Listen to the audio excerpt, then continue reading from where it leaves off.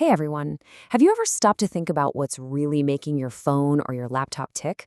Well, today we're diving deep into the invisible engines that power our entire digital world, operating systems.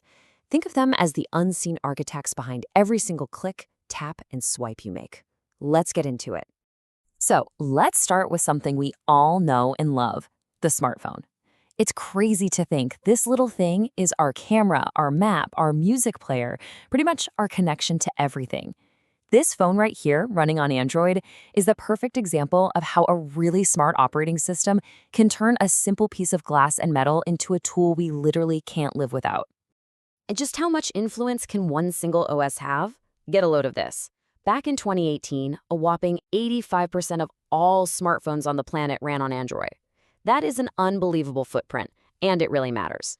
When one OS dominates like that, it shapes the whole industry, from what apps get made to how the phones themselves are even designed.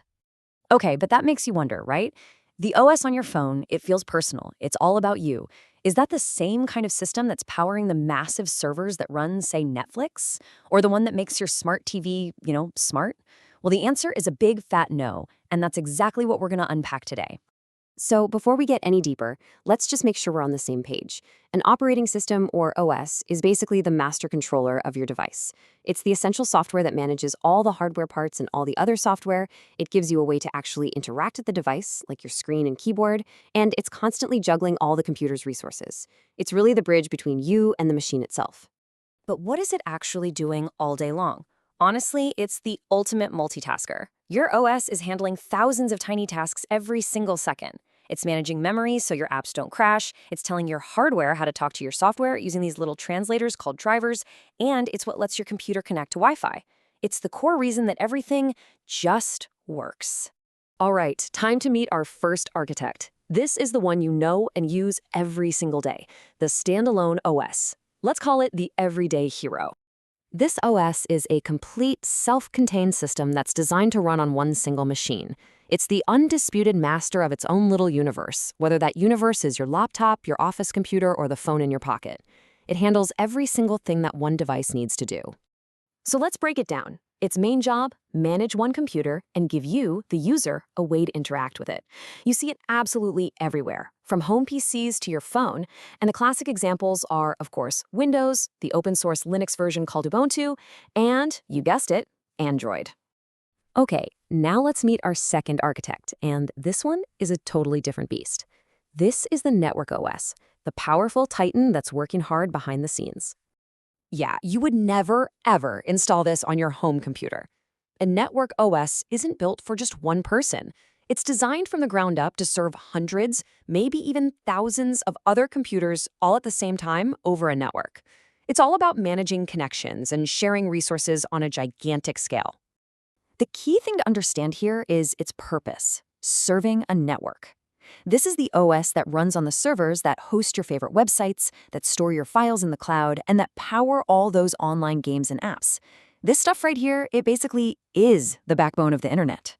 Big players in this space are things like Windows Server and Red Hat Server. And that brings us to our third and final architect, the embedded OS. This is the silent specialist, and it's hidden inside way more devices than you probably realize. An embedded OS is what you'd call hyper-focused. It's built to do one job, and one job only, for a very specific appliance. It's not about being flexible. It's about doing its one single task perfectly and with maximum efficiency.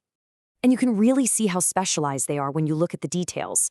Their only purpose is to run a specific tool. You can't just go out and buy one. It comes baked right into the device from the manufacturer. They are incredibly tiny and efficient, living inside your smart TV, your digital camera, maybe even your microwave or alarm clock. So there we have it, our three architects, the everyday hero, the powerful titan, and the silent specialist. Now let's lay out the blueprint and really see how they stack up against each other. This table really breaks it all down. Let's start with purpose. Simple, right? Standalone manages one computer for you. Network OS serves many computers on a network, and an embedded OS just runs one specific appliance. Now, what about cost? This is where it gets interesting. Standalone can be free or paid, but a serious network OS can cost a fortune. The embedded OS, well, you don't even see the cost. It's just part of the price of the device. And check out the size difference. Your Windows 10 needs a good chunk of space, but an embedded system, it's often tiny. And finally, their hardware needs are totally different. A network OS is useless without a network interface card, or NIC, to get on the network. But an embedded system is a self-contained little package with its own processor, RAM for thinking, and ROM for permanent storage. Okay, so after looking at all that, you've got to be wondering, why? Why do we need all these different types? Can't we just have one operating system to rule them all? Well, the answer is actually pretty straightforward. You wouldn't use the blueprint for a giant skyscraper to build a tiny doghouse, right? It's the same idea. Every job needs a different plan. A personal computer, a massive web server, and a digital camera all have completely different jobs to do. So each OS is a specialized architect, perfectly designed for its one specific task.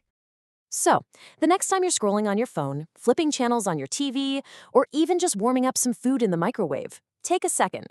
Think about those silent, specialized architects working away behind the scenes. What unseen operating systems are powering your world right now?